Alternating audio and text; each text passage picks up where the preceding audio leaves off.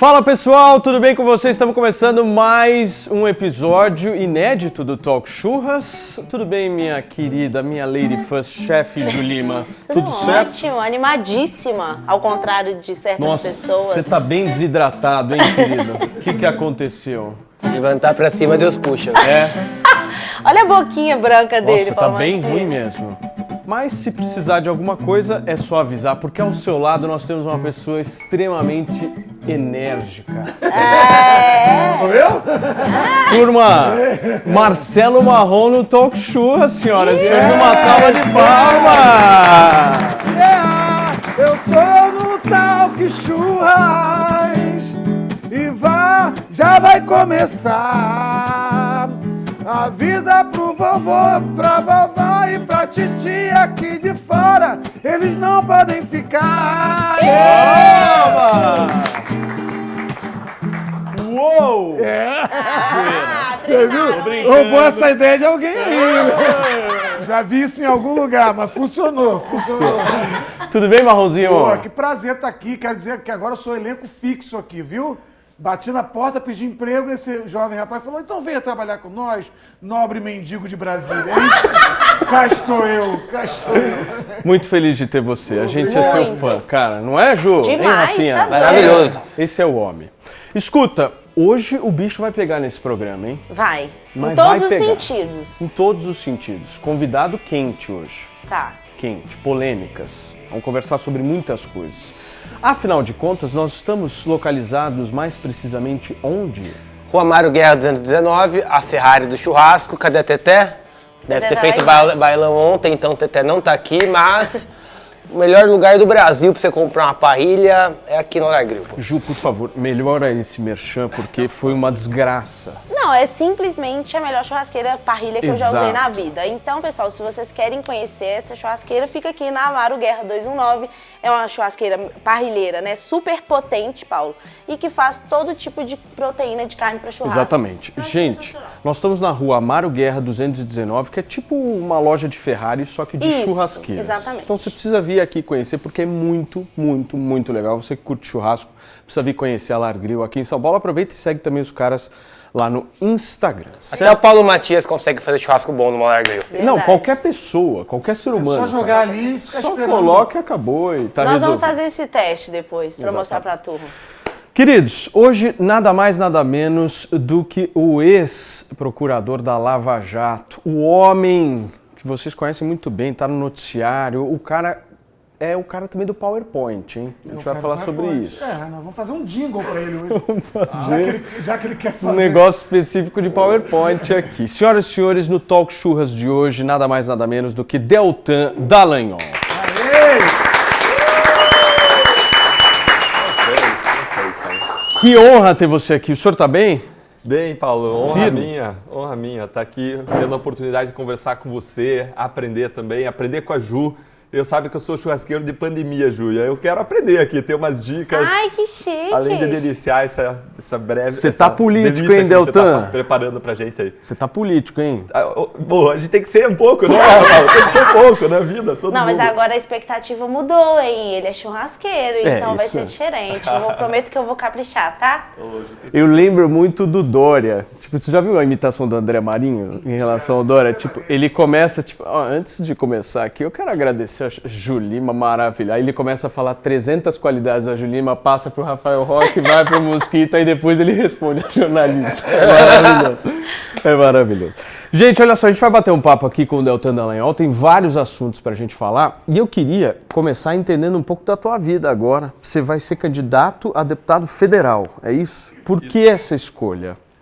Paulo, eu sou pré-candidato a deputado federal e para isso eu precisei sair do Ministério Público, abandonando uma carreira de 18 anos, numa das carreiras mais disputadas da República, em que eu tinha estabilidade, tinha um bom salário, tinha a perspectiva de aposentadoria, e essa foi a decisão mais difícil da minha vida.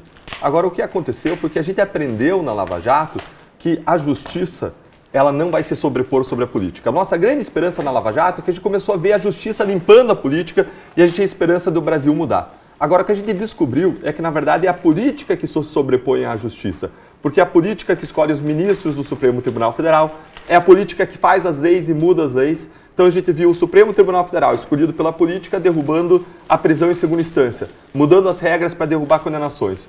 A gente viu o Congresso Nacional esvaziando a lei de improbidade administrativa, mudando a lei de colaboração premiada, mudando a lei de prisão preventiva.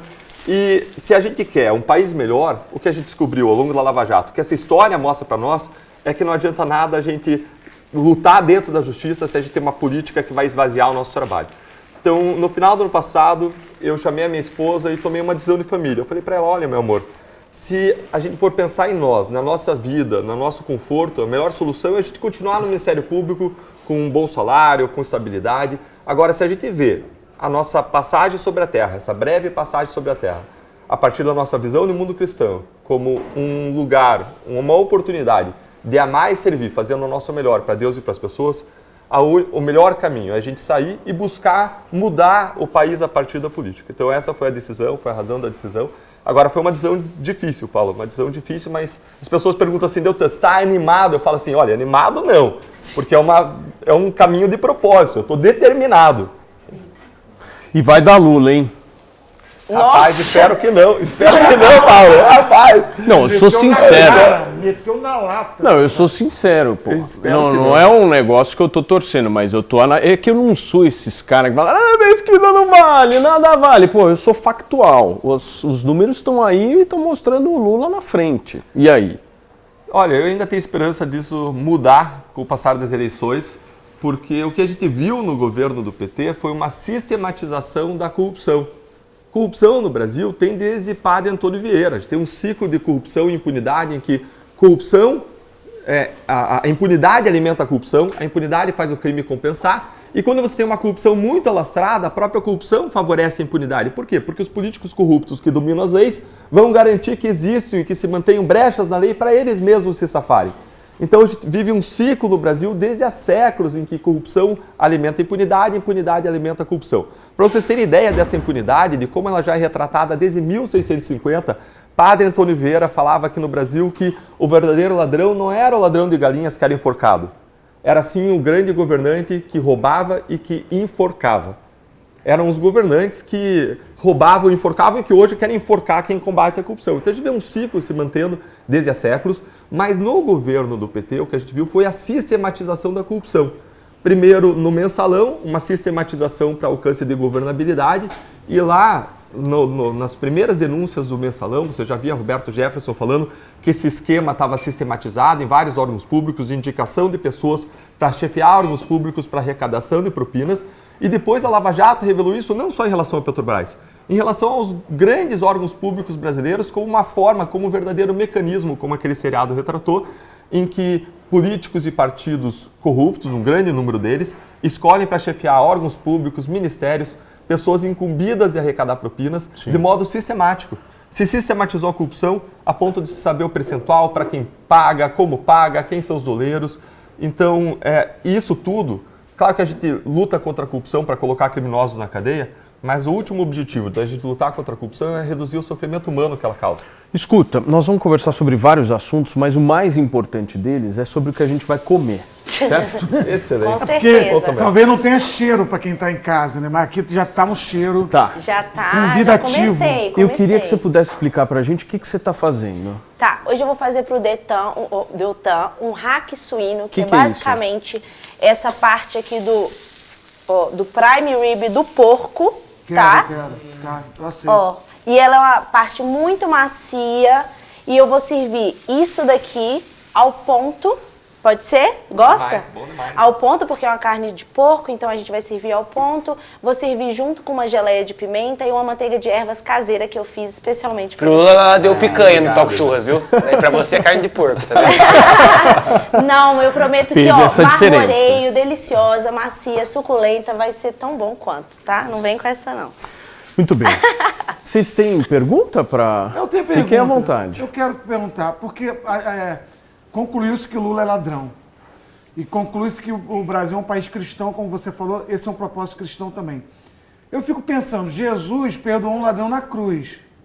Será que o povo brasileiro perdoou o Lula também, por isso que ele vai ser eleito? Marcelo, acho que a estatística favorecendo hoje Lula, as pesquisas favorecendo, elas retratam, acho que, dois equívocos. O primeiro equívoco é o equívoco decorrente de uma narrativa que surgiu, uma narrativa que diz que Lula foi inocentado. Lula não foi inocentado. Ele não foi absolvido pelo Supremo Tribunal Federal, não. Ele foi acusado em 2 processos. No primeiro processo, referente a um triplex, mas não foi pelo triplex, foi por corrupção na Petrobras, mais um triplex, lavagem de dinheiro para um triplex. Essa corrupção na Petrobras de mais de 10 milhões de reais.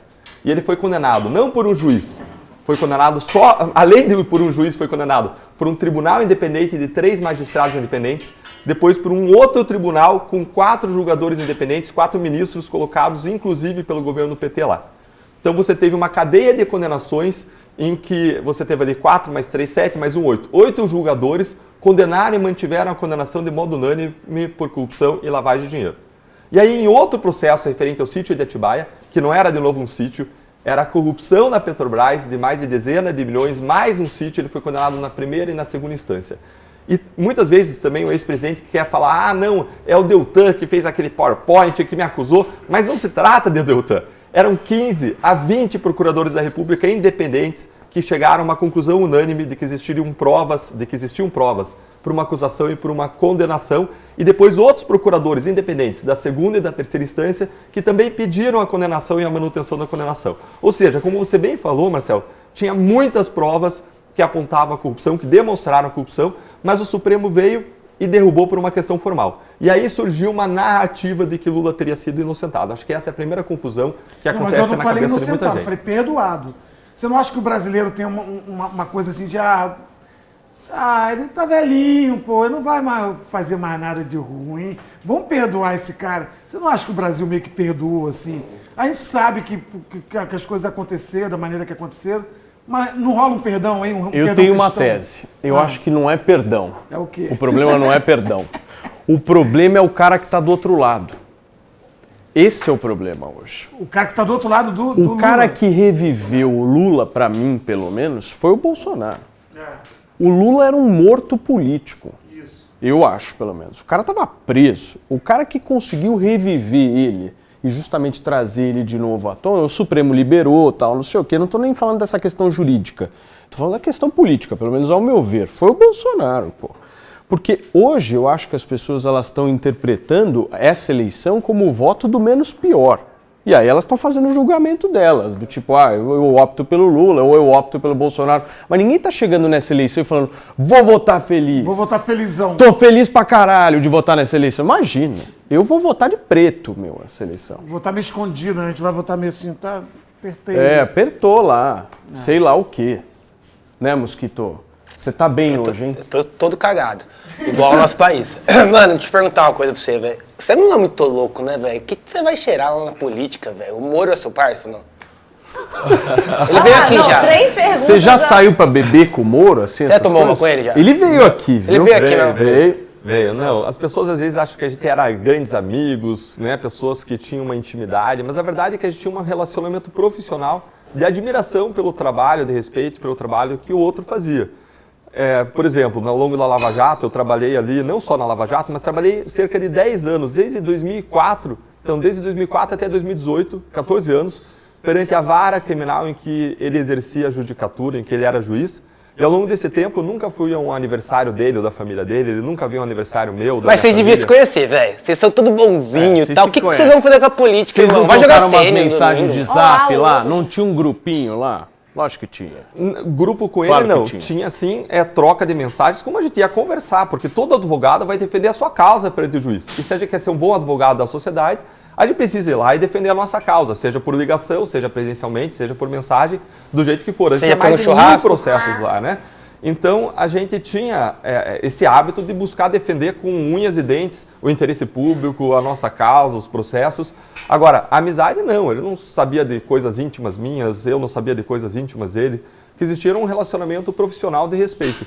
Eu casei em 2018 e, por exemplo, eu não convidei ele para minha festa de casamento. Não convido isso aí, Porque o relacionamento era profissional. Isso daí. O cara não convidou, a Carla Zambelli convidou ele, mas você não convidou. Entendeu? Isso é sacanagem. Isso mostra que você não é amigo de ninguém. Você é curitibano, você é um cara que não gosta. É um povo frio mesmo, que é meio nojentinho. Eu faço show em Curitiba, a pessoa aplaude assim, ó. Brasil inteiro, nego ri pra caramba. Em Curitiba é assim, ó. Aplaude, putada. Vai, aplaude essa merda. Aí eles vão se soltando. Mas por que né? será que acontece isso? Pô, é um povo frio, não sei explicar geograficamente, talvez tenha a ver com o clima, não sei. O povo de Curitiba não tem essa fama, Deltan? Tem essa fama, mas ao mesmo tempo que tem essa fama de manter um certo distanciamento, quando você é realmente amigo, você é amigo para toda a vida, né? Você vai abraçar a criancinha em Curitiba, tipo, criança remelenta e pegar no colo, na campanha tu vai fazer isso? Rapaz, isso tá na tua tática? Rapaz, Tá na campanha a gente tem que ser a mesma pessoa que a gente é na vida, Marcelo. Então não vai abraçar a criança remelenta, você não abraça todo dia. Olha, a gente tem que cuidar para evitar esse populismo e essas táticas, né, que são táticas de campanha em que o político busca se disfarçar e aparecer aquilo que não é. A gente tem que ser aquilo que a gente quer, tem que ser a mesma Meter pessoa. um pastelzão de feira. Rapaz, Pastel é essa importante. Teve essa notícia recente, né, de alguém, um político aí famoso, comendo pastel na feira. Agora, O que a gente tem que Dória fazer, o que comendo ele sempre fez. pastel era Não, ótimo. pai, o Dória comendo pastel era cheio dele, guardanapo de seda. Guardanapo cedo. E aí, mas você tá falando que você não vai aderir a essas práticas na campanha. Paulo, eu vou fazer aquilo que eu sempre fiz. Eu vou sair, conversar com as pessoas, abraçar. Se você olhar ao longo da Lava Jato, a gente foi fazer palestras em vários lugares, as pessoas vinham conversar, a gente tirava foto, eu conversava, escutava as pessoas. É importante escutar as pessoas, é importante ter empatia em relação à dor alheia. Acho que a primeira atitude que a gente tem que ter diante dos desafios do país é a gente ter empatia em relação à dor que as pessoas sofrem, em relação às necessidades do Brasil, dos brasileiros.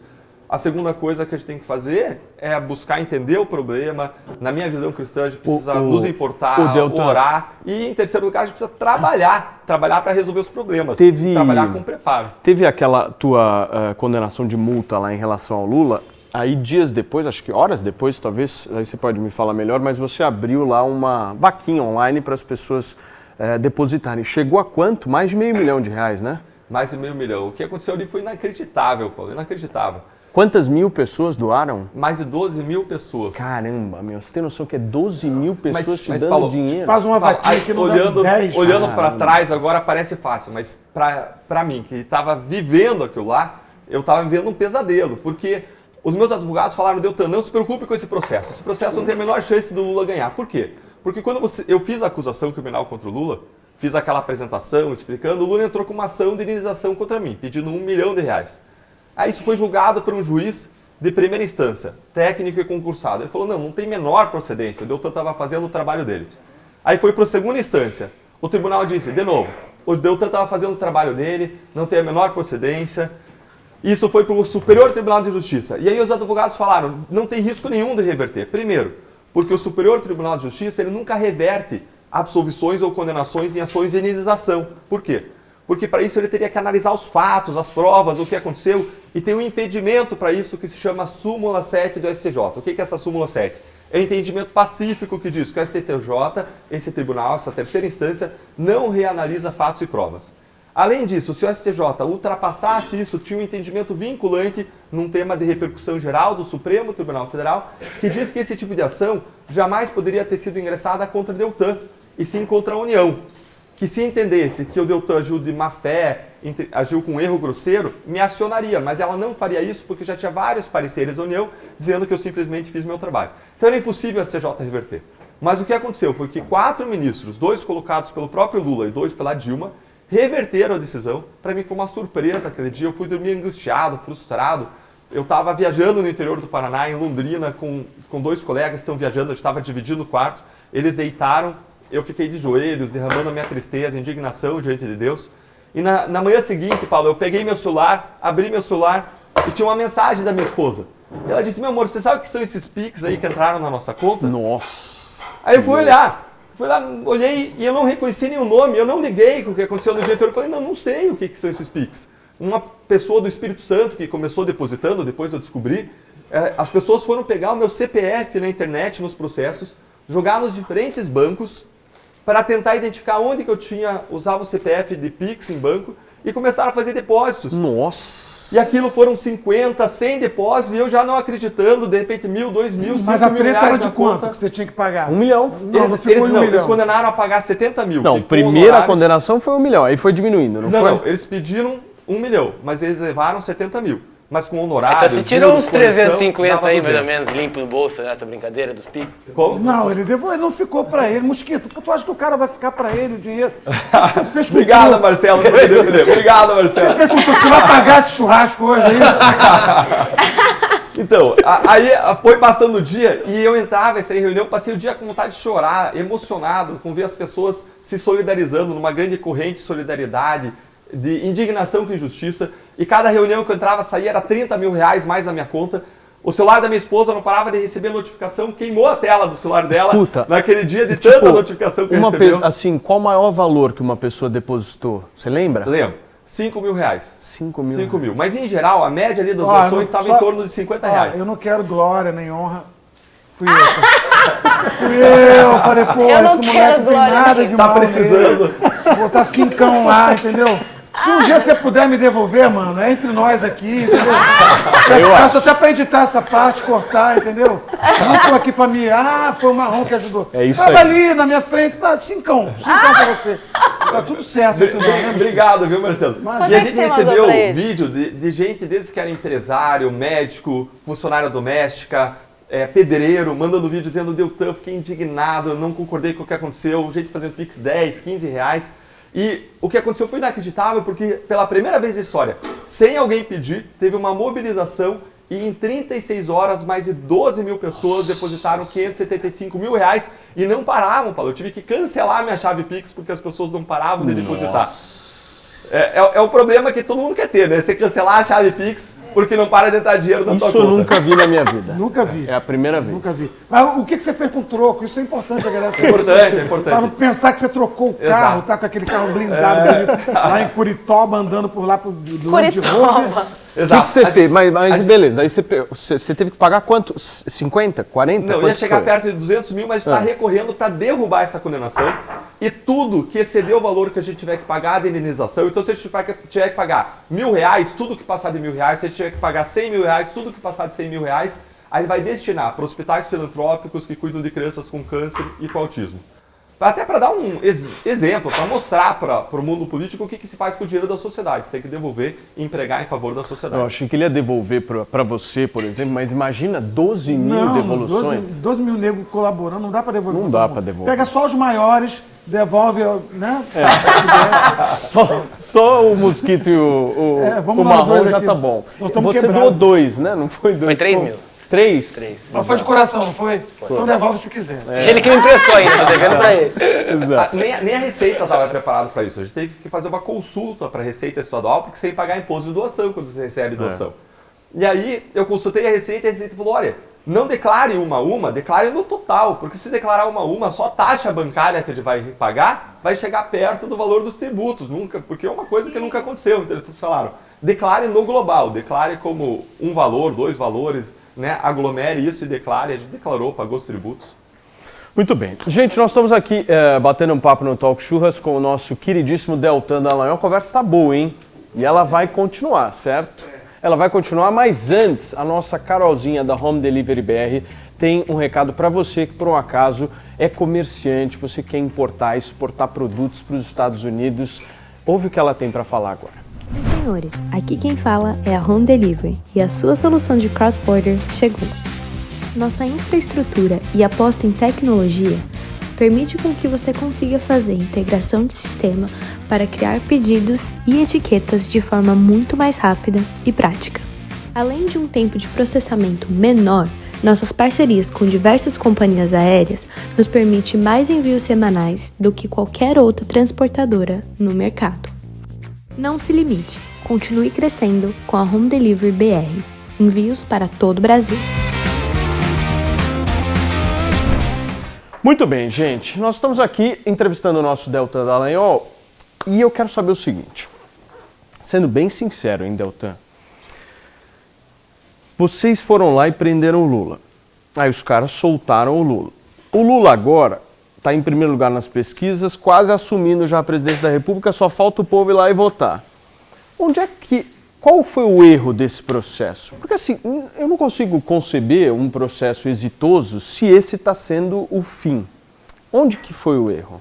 O erro não foi do processo, o erro é do sistema.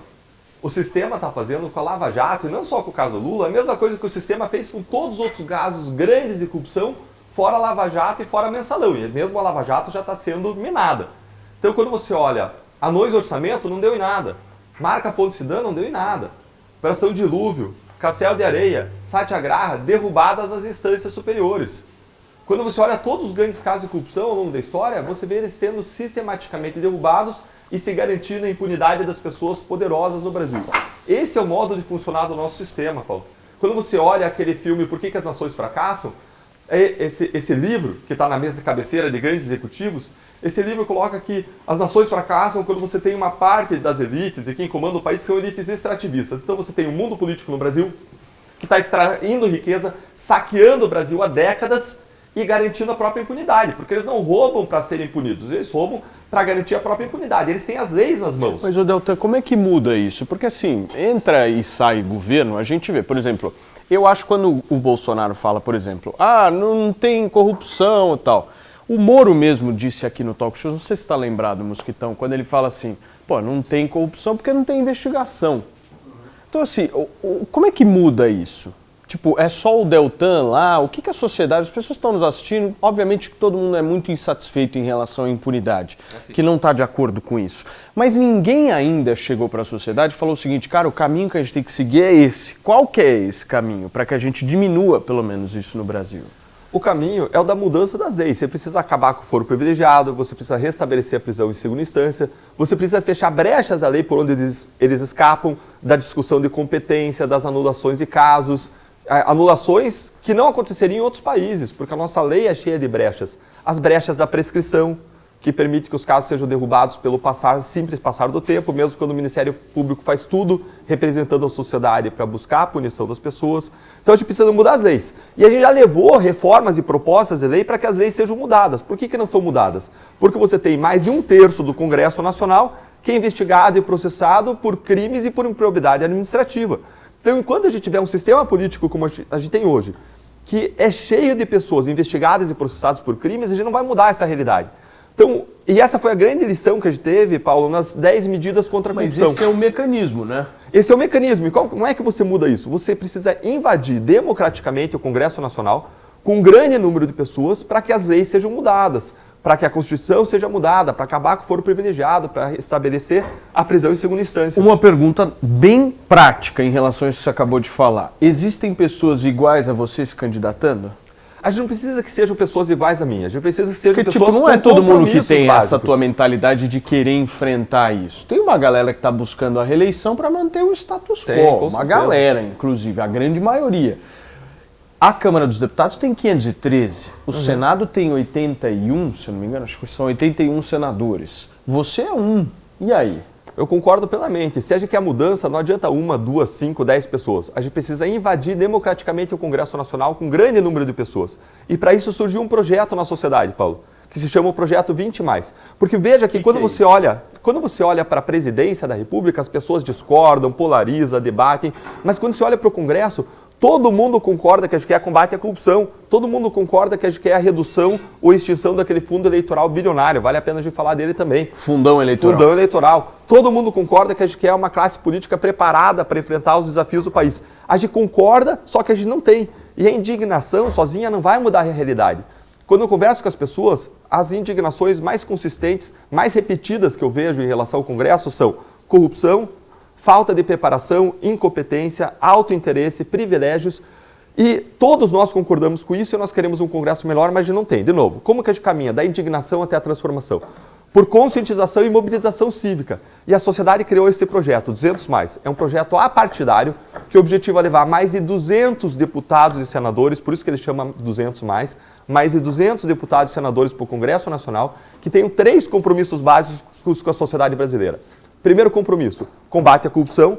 Aqui entra fim do foro privilegiado, entra prisão em segunda instância, entra que a pessoa que vai para a política não tenha sido condenada por corrupção. O segundo compromisso básico é a redução e extinção do fundo eleitoral. Por quê?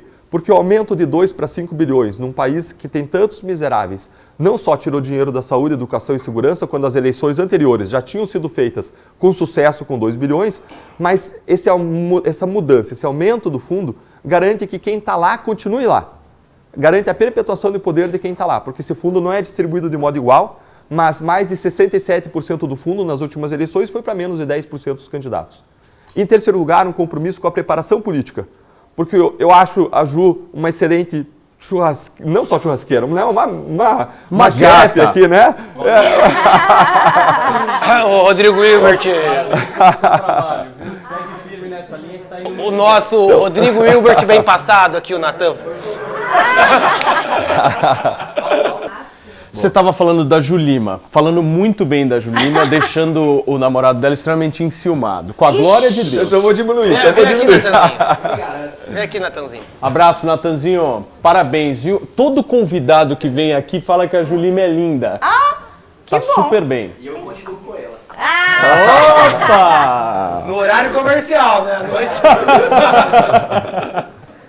Então, eu tava falando que a Ju tem várias especialidades. Agora, se a Ju vira pra mim e fala assim, Deltan, eu tenho uma dor aqui no meu coração, ela fala, deita aí na mesa que eu vou operar o teu coração. Eu vou falar, obrigado, Ju. Assim, eu vou procurar um cardiologista, alguém que tem especialidade nisso, né?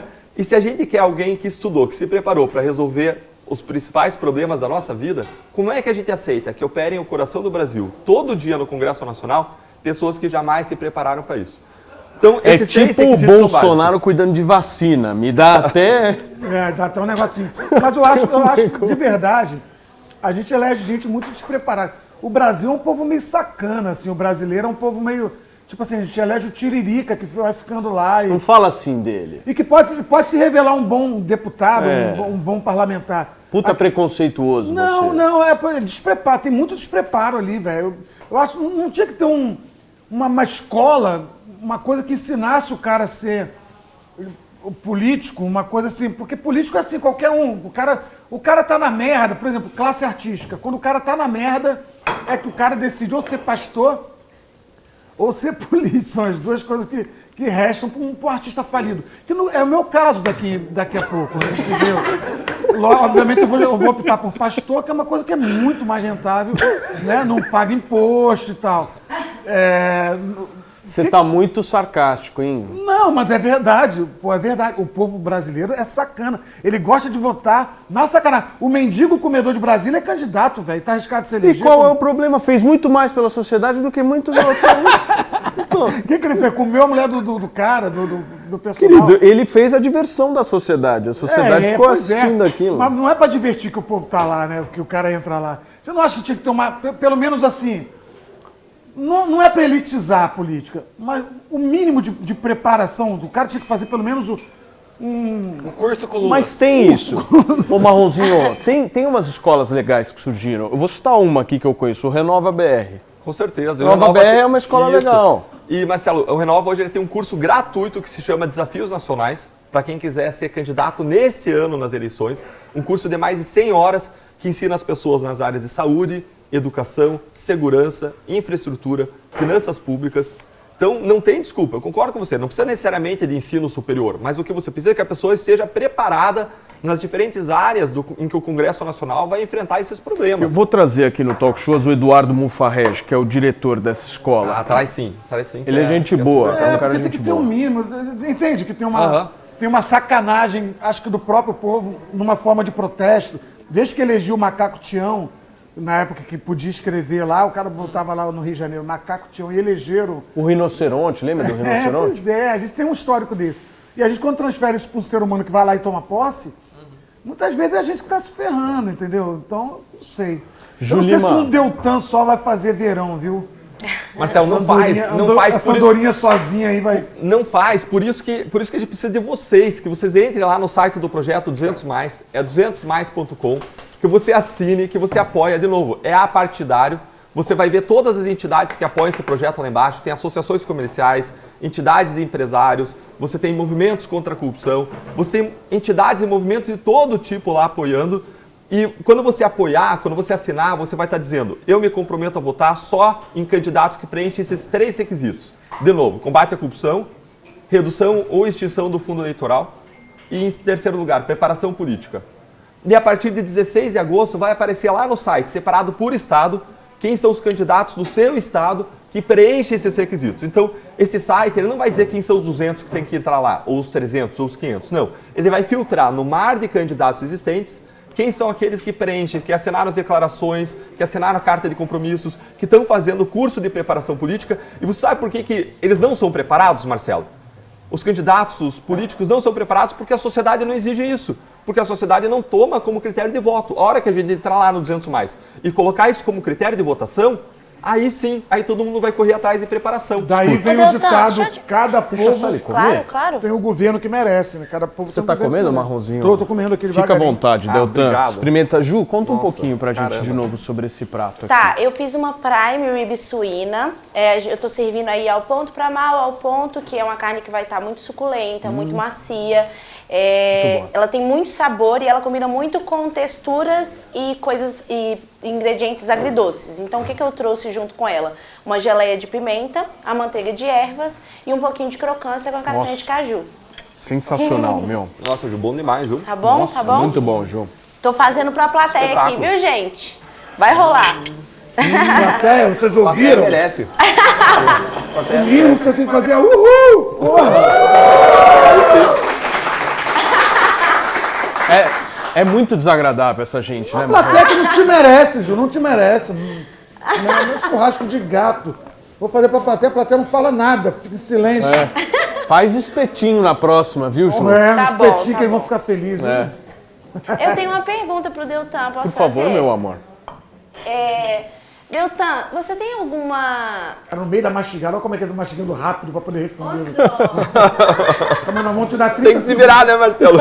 Eu vou fazer teu jingle enquanto isso. Boa, obrigado. É pra usar, hein? Agora eu vou votar no Delanhol. Ele faz um PowerPoint sem igual. Agora eu vou votar no Delanhol. Ele faz um PowerPoint sem igual. Quando eu falar agora eu vou votar, vocês vão gritar no Delanhol, tá bom, gente? Todo Tá mundo. bom. Agora eu vou votar no Delanhol. Ele faz um PowerPoint sem igual. Agora eu vou votar em quem? No Delanhol. Ele faz um PowerPoint sem igual.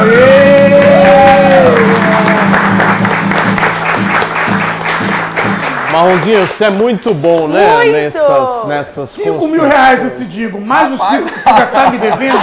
Comprado. Pela 10 mil aí, tá tudo certo. Fala, minha lady first, por favor. Não, agora vai ficar até sem graça depois desse jingle maravilhoso. Fala, meu amor. Mas eu queria saber se você traz alguma raiva, assim, sabe? De ter passado por tudo que você passou, ter trabalhado tanto e perceber que talvez isso não tenha chegado onde você queria. Se você traz alguma coisa ruim dentro de você com relação a isso. Ju, raiva não, mas frustrações sim. Agora, todos nós vamos ter frustrações ao longo da nossa vida. Todos nós. Pode ser na área profissional, pode ser na família, uma doença, pode ser em relacionamentos. Agora, a questão é, o que você faz com a frustração? Você pode usar aquela frustração para ficar aquela pessoa amarga, rancorosa, para desistir, ou para tentar mais, para tentar melhor e para tentar diferente. E eu tive várias frustrações antes da Lava Jato. A Lava Jato até foi um caso que quebrou as frustrações profissionais. Ju, entrei no Ministério Público acreditando que se eu trabalhasse duro eu ia alcançar resultados. Eu venho de uma cultura do interior do Paraná, de trabalho, de agricultura. Eu cresci ouvindo minha mãe dizer aquilo que a gente planta, a gente colhe, citando um versículo bíblico, Gálatas 6:7. E eu achava que entrando no Ministério Público, se eu trabalhasse duro, se eu fizesse o meu melhor nos meus casos, eu ia colocar os corruptos atrás das grades. E um ano depois, em 2004, eu tive o meu primeiro grande caso de corrupção. E agora eu posso contar que faz bastante tempo, mas um promotor veio e disse o seguinte: Deltan, tá aqui uma lista nas suas mãos. Isso que ano? Isso em 2004. Tá uma lista nas suas mãos. Essa lista aqui é uma lista de funcionários fantasmas. Eu não consegui investigar no Ministério Público do Paraná, porque o procurador-geral avocou, sentou em cima, engavetou esse assunto. E eu me informei quem que é um procurador atuante aqui e eu estou trazendo nas suas mãos. Aí eu peguei aquela lista e comecei a ouvir pessoas. A ouvir uma série de pessoas, chamava no gabinete, ouvia, e em geral eram pessoas simples, funcionárias domésticas e deputados. E aí essas pessoas diziam assim, olha, eu não sei que eu perguntava, você é funcionária lá da Assembleia Legislativa? A pessoa fala, não sou. Você não está recebendo um salário da Assembleia na tua conta aqui? Não estou. E as pessoas nem sabiam que os seus nomes constavam como funcionários da Assembleia Legislativa, Ju, e o salário estava entrando todo mês lá, todo final de mês na conta. E aí, eu comecei a identificar que algumas dessas pessoas recebiam um salário na mesma conta. E aí tive uma sacada, eu falei, vou mandar um ofício para a Assembleia Legislativa e vou pedir para vir para mim uma relação de todos os casos em que mais de 2 pessoas recebem o salário na mesma conta. E veio conta que tinha 12 pessoas recebendo salário na mesma conta e não eram parentes. Porque para facilitar o esquema, para sistematizar, porque eles tinham certeza da impunidade, eles colocavam as pessoas para receber o salário na mesma conta, facilitava ir lá sacar tudo em dinheiro e desviar esse dinheiro. Milhões desviados. Quando a gente bateu no primeiro deputado, o caso saiu da nossa mão, foi para um tribunal. A partir daí começou uma dança do caso entre vários tribunais, porque a pessoa, conforme mudava de cargo, mudava o tribunal que tinha que julgar. Cada vez que caía com uma nova pessoa, a pessoa tinha que se inteirar daquela investigação inteira, quebras de sigilo bancário, fiscal, meses para se inteirar. E o que aconteceu foi que, passados mais de 10 anos, todos esses casos estavam prescrevendo. Ou seja, eles demoraram tanto tempo na justiça que eles vão por ralo abaixo. Você não pode mais punir ninguém. Um ano depois, eu pensei em atuar num outro caso que ficou famoso como o caso Banestado. Acusamos 680 pessoas por crimes graves. E passados 10 anos, basicamente 10 pessoas tinham sido punidas. Os colaboradores da justiça, é o que está acontecendo agora na Lava Jato de novo. Os colaboradores querem romper os seus acordos de colaboração porque só eles estão sendo punidos. Que justiça é essa? Que injustiça é essa? Um ano depois, eu atuei num outro grande caso. A gente condenou pessoas a mais de 40 anos de prisão, cada uma, inclusive por corrupção. E aí eu achei que eu ia conseguir alcançar a justiça pela primeira vez. E esse caso foi subindo nas instâncias, eu fiz o que ninguém fazia. Eu mandava uma cartinha para os desembargadores e para os ministros dizendo, olha, tem que correr, tem dinheiro bloqueado no exterior, senão vai prescrever. E 10 anos depois, os meus 3 casos, 2 prescreveram ainda assim, e o terceiro foi anulado por um ministro que deu uma decisão esdrúxula, que nunca teve nenhuma decisão daquele tipo em nenhuma instância brasileira, dizendo que interceptações telefônicas não podiam passar de 30 dias. Menos de 6 meses depois, esse ministro vai advogar com a mesma banca que impetrou habeas corpus. Aí a gente recorreu para o Supremo Tribunal Federal e a gente ganhou. Mas sabe quanto tempo demorou em uma instância? 12 anos. Demorou 12 anos em uma instância. Esse caso também prescreveu. Ou seja, a minha vida foi uma vida de frustrações. Aí o que você pode fazer? Você pode virar um funcionário público padrão, batendo cartão e ganhando salário no final do mês, ou você pode tentar diferente. Eu fui para Harvard. Você resolveu o mais difícil. Eu fui para Harvard. Eu me inscrevi para ir para Harvard, a Harvard me aceitou, fui lá, passei um ano em Harvard, conhecendo um sistema de justiça que funciona muito melhor do que o nosso, e voltei para o Brasil. E quando voltei para o Brasil, eu estava pensando em fazer um instituto para propor mudanças de lei. Eu achava que o caminho era o caminho da mudança porque eu achava que o Congresso não sabia o que precisava ser feito. Mas hoje eu vejo que eu estava equivocado. O Congresso sabe o que precisa fazer, o Congresso não faz porque não quer. E aí eu fui chamado para trabalhar na Lava Jato. Eu poderia dizer, não funciona, o sistema não funciona, não vou aceitar. Mas vendo o sofrimento humano que a corrupção causa, Paulo, eu decidi aceitar esse desafio e junto com vocês, com a sociedade brasileira, a gente alcançou o que era inimaginável, o que era impossível. A gente conseguiu colocar corruptos poderosos atrás das grades pela primeira vez na história. O tema da corrupção ficou em voga, né? Exatamente. Isso sem dúvida. A população foi às ruas, nos apoiou e a gente conseguiu recuperar 15 bilhões de reais pela primeira vez na história, dinheiro sendo recuperado da corrupção. E conseguiu revelar o mecanismo. Então você enxerga muito pelo lado bom, né? Isso, você, assim, pense pelo seguinte lado. Eu não sei se você já é mãe, Ju, mas se não é mãe, você é filha, ama os seus pais, ama o seu namorado que tá aqui. Mais ou menos. Não, amo sim, tá certo. E a questão que eu costumo colocar para as pessoas é, se uma pessoa que te ama tanto adoece, tem uma doença que é colocada como incurável pelo médico, o que você faz? Você desiste, vai para casa esperar ela morrer? De jeito nenhum.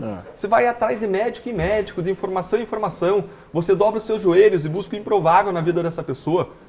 E a gente nunca vai desistir das pessoas que a gente mais ama. E lutar contra a corrupção, lutar pelo nosso país, é lutar pelas pessoas que a gente mais ama na face da terra. Deixa eu te fazer uma pergunta muito pessoal, assim. Quando o Deltan, ele bota a cabeça no travesseiro, vai lá dormir, descansar com a tua família e tal, depois de tudo que você passou, tudo que você enfrentou, enfim, todas essas barreiras aí, esses percalços que você está contando pra gente, você tem medo de ser preso num governo Lula? Não, Paulo, não, porque não tem fato, não tem como gerar prisão. Para você prender alguém, você precisa ter uma investigação, um processo em relação a um fato que é definido como um crime. Não passa nenhum tipo de receio de, por exemplo, num governo Lula, haver uma investida justamente, uma espécie de vingança aí contra todos que foram da Lava Jato e que colocaram ele atrás das grades? Eu acredito que eles vão sim buscar uma vingança, buscar se vingar, mas a questão é, não tem fato, vai fazer o quê? A gente fez um trabalho técnico, né, perante a justiça, 15 a 20 procuradores na primeira instância, várias instâncias da justiça.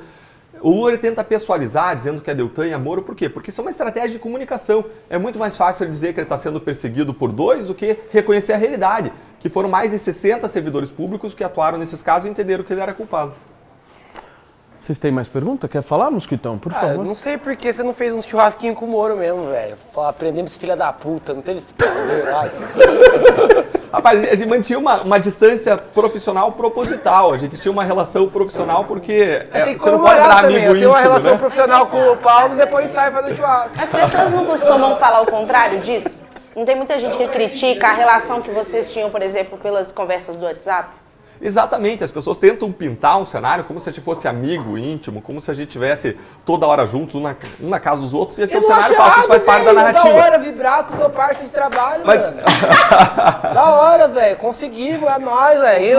E rapaziada, a gente não curte depois do trampo, fala assim, aê, porra, fizemos um vídeo de bosta lá no Talk Show, tá ligado? Meu, tudo a ver, tudo a ver. É importante você ter um senso de propósito em comum, vocês trabalharem pelo mesmo objetivo. Agora, na justiça, você não pode ser amigo íntimo da parte. O juiz, ele trabalha e julga tecnicamente o que o Ministério Público traz, julga o que a defesa traz, e por isso que a gente sempre manteve essa relação, digamos, de uma relação profissional de reconhecimento, mas com uma certa distância. Falando em Moro aqui, eu não sei se isso vai acontecer até esse vídeo ser publicado, mas a gente vai publicar essa entrevista aqui em agosto. Aliás, falando dessa entrevista aqui, só um parênteses aqui importante. O Deltan foi extremamente gentil com a gente, nós gravamos sempre num sábado, ele pegou o voo 8 horas da manhã para vir só aqui pro Talk Churras, vai voltar ainda hoje, tipo 2, 3 horas da tarde, então mais uma vez eu queria muito te agradecer. Meu prazer estar com vocês, Ju, obrigado. Prazer é nosso, para nós é super legal. Foi muito bom, aplaude o cara aí, pô. Aplaude. Não, olha, tá demais. Tá demais essa plateia. Não aplaude tá mais aplausos, mais aplausos. Escuta, mas eu quero entender, eu queria trazer o Moro aqui, porque eu acho que vocês lutaram pela mesma coisa, mas tiveram posturas e têm hoje posturas completamente diferentes um do outro, completamente. Vou citar uma, por exemplo. O Moro está no União Brasil e muito provavelmente, voltando naquele assunto que eu estava trazendo aqui para vocês, eu não sei se isso vai acontecer, mas se acontecer, já está registrado aqui, o União Brasil apoia o Lula. Ou seja, o partido do Sérgio Moro apoia o Lula. Olha só que coisa maluca isso que nós estamos falando aqui agora, gente. Vou repetir, o partido do Sérgio Moro pode apoiar o Lula. E aí, tipo, o Sérgio Moro vai ficar lá. Você, tipo, não está no Podemos, você não está no União Brasil, você está no Podemos. E eu sempre vi você, politicamente, um pouco mais estratégico do que o Sérgio Moro. O Sérgio Moro mudou de partido e tal, você não, você entrou no Podemos. O Sérgio Moro foi uma pipa voada, ele ficou assim, ó, sabe quando corta a pipa? Ele foi pra lá, foi pra cá e tal, saiu do governo Bolsonaro, ele tem vários episódios ali que mostram umas idas e vindas dele, e eu não tô nem entrando no mérito se foram certas ou não, mas diferente de você que continua com uma linha reta, você tá na linha reta, eu pelo menos observo isso. Você acha que ele errou muito na trajetória dele? E assim, caso realmente aconteça do partido do Sérgio Moro apoiar o Lula, como é que ele fica? Paulo, eu vejo uma dificuldade grande para a pessoa que sai da área da justiça e entra na política se guiar nesse meio, porque é um meio que as pessoas são muito guiadas por relacionamentos e por interesses próprios. Então, a pessoa que sai do ambiente em que você é muito guiado por princípios, valores, por uma atuação técnica e não por relacionamentos, e vai para esse outro ambiente, é outra lógica. Então, eu compreendo que ele tenha tido dificuldades para encontrar o caminho, né? Para buscar um caminho. No Brasil, infelizmente, a gente não tem a possibilidade de candidaturas independentes. Se a gente tivesse, certamente esse problema estaria resolvido. Não precisa de partido, né? Exatamente, uma candidatura independente dos partidos. Isso existe ao redor do mundo, na maior parte dos países, e não existe no Brasil. É algo que eu defendo, a possibilidade de candidaturas independentes.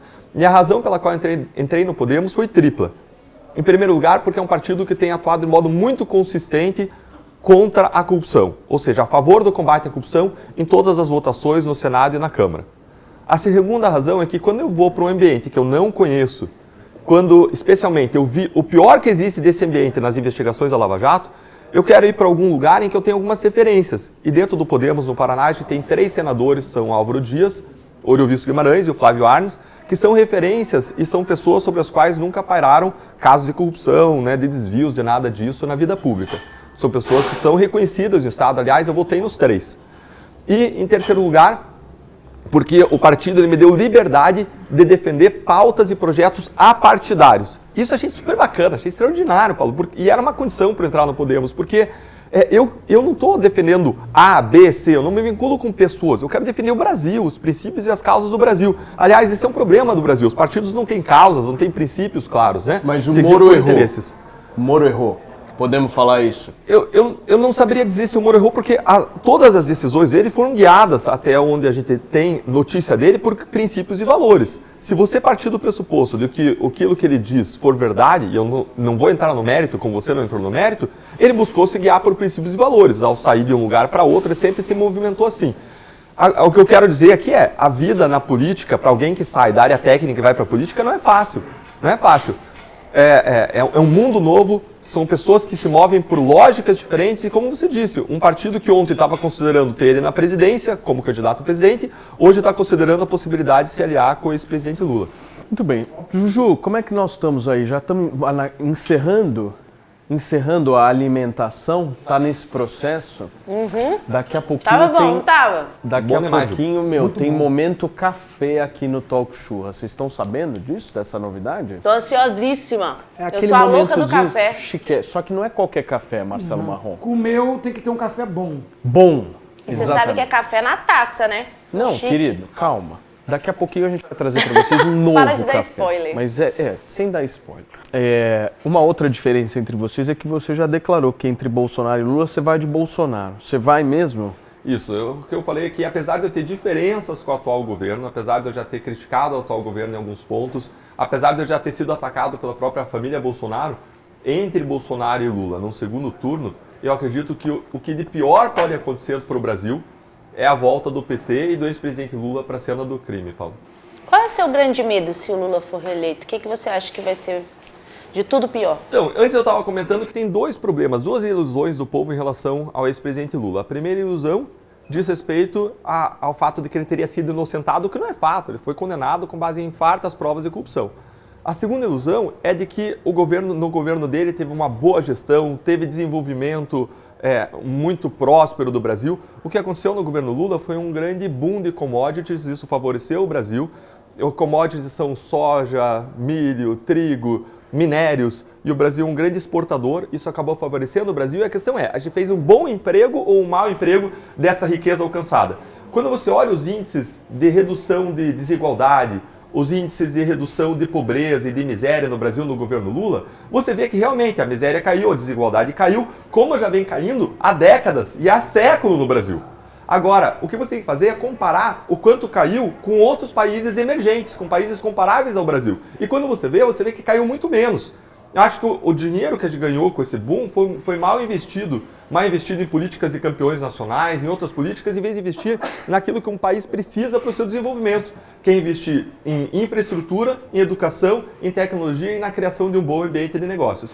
E mais, a gente foi piorando no problema do déficit fiscal. Hoje tem um grande problema de déficit fiscal, que deixa os juros super altos, o que acaba pressionando toda a cadeia produtiva, todo o comércio, o agronegócio, a indústria. E é um problema que a gente precisa resolver, é um problema herdado aí da gestão PT, que no final, em razão das políticas econômicas equivocadas, acabou acarretando a maior crise econômica da história. Então eu acho que tem 2 ilusões. A primeira ilusão é a ilusão de achar que ele foi inocentado, que não foi. Foi o governo que sistematizou a corrupção no Brasil. E, em segundo lugar, achar que a gente teve um governo muito bom economicamente, quando, na verdade, a gente teve um boom de commodities e esse dinheiro, essa prosperidade não foi bem investida para que a gente pudesse gerar desenvolvimento econômico e social de médio e longo prazo. Muito bem.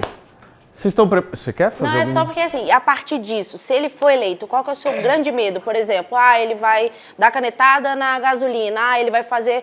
O que você acha que vai ser pior quando ele Ele tá se com o cu na eleger? mão, ele tá com medo de ser preso. Ele falou que não tem como, mas tá com medo. Tá com medo, sim. Porque não tinha como você perder aquele negócio do dinheiro lá, porque perdeu. Não tem como ser preso, mas... Ó, rapaz, você fuma não? Eu te levo cigarro lá. Não, pô. Obrigado. Faço esse acordo com você. Obrigado. Olha, esse não é o meu medo. Meu medo é o que pode acontecer com o país. Em primeiro lugar, porque se ele esteve envolvido em grandes escândalos de corrupção e todas as pessoas ao redor dele, você pega José Dirceu, o tesoureiro Vacari, você pega as pessoas ao redor do Lula, estavam envolvidas nos grandes escândalos de corrupção, o que ele vai fazer com a legislação anticorrupção? Ele vai garantir a manutenção da impunidade. E hoje, ao redor dele, quem que você vê lá que vai ser um provável ministro da Justiça, quem vão ser os prováveis ministros do Supremo? É aquele pessoal daquele chamado Clube da Impunidade, que é o Grupo Prerrogativas e o próprio Zanin. Se você acha o STF ruim, espere o governo Lula, espere Zanin lá no STF. Vai piorar. Quando você acha o STF ruim, espere o Clube da Impunidade, o Clube Prerrogativas, que diz que se teve crime, para que punir, é o que eles dizem. Imagine eles no Supremo Tribunal Federal. A gente vai falar de Supremo ainda hoje. Vamos Legal. falar bastante de Bacana, Supremo. isso é importante. Esse é o primeiro medo que eu tenho. O segundo medo que eu tenho é que ele não está nem aí, segundo ele fala publicamente, para teto de gastos. E teto de gastos, para você que nos escuta em casa, imagine a tua casa e você começa a gastar mais do que você ganha. E você começa a fazer dívida. Fazer dívida no cartão, chega uma hora que você vai estar pagando muito juro para o cartão. Que você vai estar endividado, pagando muito juro, e esse juro começa a consumir, inclusive, a tua receita, que já não era suficiente antes. O que a gente está vivendo no Brasil é algo parecido. O juro está alto, a gente não está conseguindo... a dívida pública está crescendo em níveis... quando a gente compara com outros países, a gente tem uma dívida pública muito elevada. E ele está falando em quebrar teto de gastos, ou seja, isso vai aumentar esse problema de déficit fiscal. Tá bom, Deltan, mas qual é o problema de você aumentar o problema do déficit fiscal? É que você passa a ter uma desconfiança das pessoas que tomam esses empréstimos, que emprestam dinheiro para o governo, você passa a ter uma desconfiança de que o governo não vai pagar esses juros, o governo tem que aumentar os juros para as pessoas valerem a pena esse investimento, esse empréstimo que faz para o governo, e o nível dos juros no Brasil aumenta, Sim. O que sufoca o setor produtivo, sufoca as indústrias e acaba gerando recessão e subdesenvolvimento. Muito bem. Gente, olha só, eu prometi, hein? Ia chegar a hora, Julima. Cafezinho? Exatamente. Pausa pro cafezinho. Queridos, então. agora este programa está chiquérrimo, porque este programa não existe nenhum programa neste país em que você tem entradinha Mara, que você tem prato feito por chefe Julima e que você tem aquele momento exclusividade, o momento sublime, Rafael Roque. E tem mosquito também. Não, isso prejudica. Mas olha só, gente. Chegou a hora no Talk Churras da gente apresentar para vocês o momento sublime Broncoff.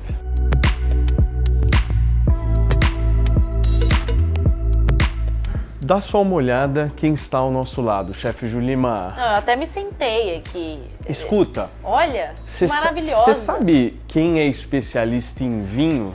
Você chama de sommelier. Quem é especialista em café, você sabe qual que é o nome? Sommelier de café. Não é Chutei. sommelier. Como que chama? Então, Paulo, tem várias categorias nas especialidades do café especial. Então tem desde quem caça os cafés especiais, os melhores cafés aí no mundo, que no caso sou eu. Eu sou uma Coffee Hunter. Coffee Hunter. Isso. Ai, que chique! Esse nome aí já aumentou o preço dos... Mas aí tem uma cadeia toda de cuidado em que tem outros especiais, outros especialistas na área. Então tem o Coffee Grader, que é quem faz, é como se fosse mesmo um sommelier, que prova esse café e vai dar as notas sensoriais, classificar esse café. E também tem o barista, que é o profissional do café que vai fazer o preparo do café. Então ele vai escolher o café, qual que é o melhor método para ser preparado. Esse é o que ganha menos, né? Infelizmente na cadeia ainda é. Quando a gente fala de café especial, traduzindo aqui pra galera, a gente tá falando de café gourmet? É a mesma coisa? Ótima pergunta, Paulo. Não é. É até complicado porque a classificação dos cafés, ela é confusa. E isso para a maioria das pessoas até entender fica bem complicado. Quando a gente chega num restaurante e me vê um café especial, a gente tá falando de um café gourmet, não? Não está. Existem dois tipos de café. Dois tipos de classificação. Um seria os cafés tradicionais, né, que são os cafés commodity, e desses eles são avaliados pela indústria. E lá a gente tem 4 categorias. A gente tem o tradicional e extra forte, que são os de pior qualidade. Depois disso, um pouquinho acima, a gente tem o superior e um pouquinho acima, já num grau melhor, o gourmet. E aí tem uma segunda classificação de cafés, que são os cafés especiais. Eles não são avaliados pela indústria. Entendi. Eles E são aí? avaliados por uma outra classificação Entendi. e que eles estão muito acima do gourmet também. Você tem dúvida, Julima? Você que é uma Não, eu tô- apreciadora de cafés, Eu tô aqui focada pra aprender, eu não sei nada, eu quero mas você aprender bebe, muito. hein, café? Muito, Top pra caralho. muito. Eu troquei o vício do anterior pelo café. Qual que era o anterior? Claramente ela só tá cocaína. Sem querer entrar muito, né? Ela não quis falar, O né? álcool tava me engordando. Porque eu disse anterior pelo café. Que isso, Marrom? Jamais. Pela mãe? Não. Álcool tava me Gente, engordando. nós temos aí uma eu fui pro convidada de café.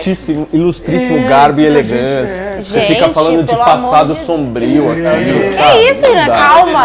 Não, vocês Não dá. estão exagerados. Não, não. Escuta, e que café que você vai fazer pra gente hoje? Me explica. Só antes de você me responder isso, nós estamos aqui, gente, apresentando pra vocês uma nova marca de café que tá chegando, mas chegando pra arrebentar, porque é justamente esse café high level, é o café meu top, é um negócio que você aprecia, como se fosse vinho mesmo. Vinho você não tem aquele vinho que é, mais caro, tal, aquela E o coisa. bacana do vinho um é o momento ritual especial. também, que eu acho que no café também Exato. tem muito ritual. Isso né? mesmo. Esse café que você vai fazer é o Brown Coffee, que é justamente nesse sentido. Eu tô vendo dá um câmera close aqui, turma. Olha essas taças. Isso aqui não é vinho que você vai fazer pra gente, Não é café. vinho, é café. Explica um pouco. Na verdade, Paulo, assim, o convite à taça, como está exposto ali, é mais um sensorial que você pode agregar a uma bebida tão especial. Quando a gente fala de café, é um nome, né, bem popular, todo mundo sabe o que é, mas no processo de reconhecer o sabor de uma bebida especial, é completamente diferente. Inclusive, é comum para algumas pessoas que dizem que amam café, como a Ju, fala assim, olha, fala, nossa, e quando a primeira vez ou até as primeiras vezes que experimentam um café o especial, de achar uma certa estranheza até, sabe, Paulo? E o que você vai fazer pra gente? Tô vendo uma chaleira É. aqui. Pode começar, Então, Mi. eu quero servir para vocês hoje esse aqui. Na verdade, a gente tem Que é o esse? o que a gente vai encontrar nesse café, que é em forma de drip. Além da apresentação dele já ser diferente, ele tem notas de chocolate, laranja, nozes e ele é incrível no sensorial. Quer E que como eu que abra eu pra reconheço? Vou abrir para você, Paulo, para você ver que é muito fácil. Então essa caixinha, ela, Abriu. no caso ele vem com 10 sachês. E é muito prático, né? Puta, eu E adoro assim, café, meu. o que é bacana? Porque a gente não tá falando só da praticidade e que a gente substituiria ele por um café de cápsula. Sei. Não, a gente tem qualidade. É você tomar um café e saber que você valorizou uma cadeia inteira, sabe? Isso é muito legal, é uma bebida de verdade. E aí é só abrir. É o café de bolso que a gente fala. Você pode estar viajando e lá no aeroporto fácil, você meu. tomar o seu café, é só você ter água quente. Se você comprar no aeroporto, você fale, né? Você abre falência. Tão caro que tá o café no aeroporto. Então, Leva esse trem aí e pede sua água e sabe, fervendo. irmão, às vezes você tá achando que tá, mesmo numa cafeteria bem famosa, e aí você encontra, na maioria das vezes, ainda com aquele café amargo. E esses cafés especiais, eles são naturalmente doces. Esses aromas que eu te falei aqui, eles não são acrescentados, são deles Do próprios, grão. assim, do terroir dele. E aí, o caramba. que você vai fazer agora? Você vai abrir a Isso. chaleira. Então, aqui na chaleira que a água já tá fervendo, a gente só acomoda o drip na taça. Ó que legal, gente. Na taça, meu. Nunca vi isso. Café na taça. É pra cheirar igual- Pro aroma, tem a ver com É de onde esse café? É de São Paulo? A gente tem, por ser uma curadoria, são de várias regiões.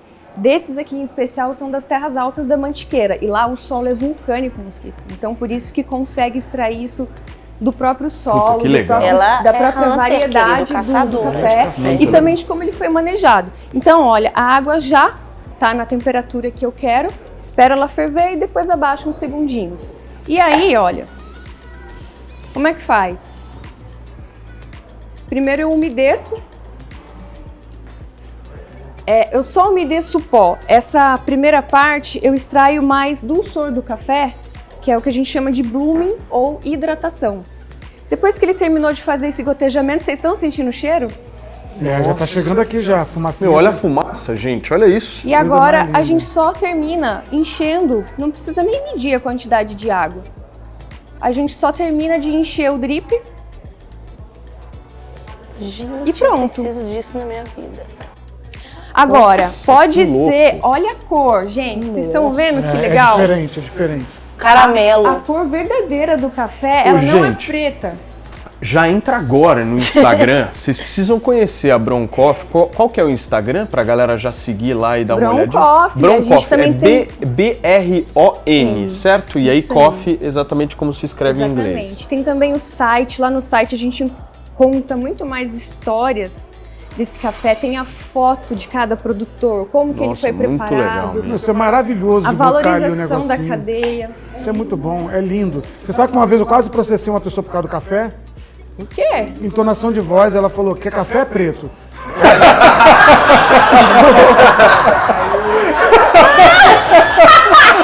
Puta que pariu. Aí depois que eu fui entender que ela estava oferecendo... Fui entender que ela, Isso é muito bom. ela queria me oferecer café preto. Meu Deus do céu. Ô Mi, maravilhoso. E como que a gente Obrigada, experimenta? Aí a gente faz um brinde, é isso? Tipo, o café tem que brindar agora. Ah, Gente, café tem que... Olha que louco isso. É óbvio. Café é tipo vinho. Então, eu valorizo muito, por isso que eu considero esse momento sublime, sabe? É aquele momento do café, que é o aconchego mesmo. Meu, muito e eu legal. chamo pra brindar, assim, com copo, com Posso taça. dar pra Julima um? Isso. Só tirar o drip, por favor, peraí. Paulo. Só tirar esse Sim. daqui. Como é que adoça também? Agora uma curiosidade. Curiosidade do povo. Adoçante é um pecado? Ô Ju, ai, tá tão cheio já de gente chata que fica falando regra, né? Pode, não pode. Qual é o convite? Num vinho super especial você coloca açúcar? Não. Então, num café super especial para você sentir esses aromas e sabores, o ideal seria que você não colocasse. Mas tá afim de colocar açúcar, adoçante ou com alguma outra coisa, fica à vontade também, sabe? Então você Acho tá que que- nem eu na cozinha. Topo tudo também. É. Quer Tudo, carne? pode tudo. Pode tudo, é o que você prefere. Boa. Mas o convite vai ser Tá quente sem a bagaça, açúcar. hein? O cheiro é incrível. Gente, vocês viram isso Nossa. daqui? Aí a fumacinha vem no nariz. Louco, hein? Nem como segura. Ó, Deltanzinho. Agora, Você qualquer viu? taça suporta essa cantura? Geralmente sim. Essa aqui em especial do Bron, O pessoal Ela de tem um- Osasco da plateia vai meter naquelas taças de ela tem um geleia. cristal ecológico e ela tolera bem a temperatura sim. É isso, legal sem sentir o problema. cheiro, né? De gelo. Copo de geleia, sabe aqueles copinhos de geleia? Não é a mesma coisa, não é a mesma coisa, só pra vocês saberem. Você balança, o café fica até mais chique, ó, que coisa linda. Você viu, Eu Marronzinho? quero uma caixinha pra mim, se você puder mandar. Eu posto no Escuta, Instagram, eu sou você daqueles participa com a gente da entrevista um pouquinho mais? Você Participo, fica com a gente? claro. Então senta do lado do Deltan aqui, fica mesmo. Vamos brindar, então? Tá faltando o meu, hein? Tá faltando o meu. Opa. Tô Vamos sem. brindar essa nova parceria! Yes. Da plateia!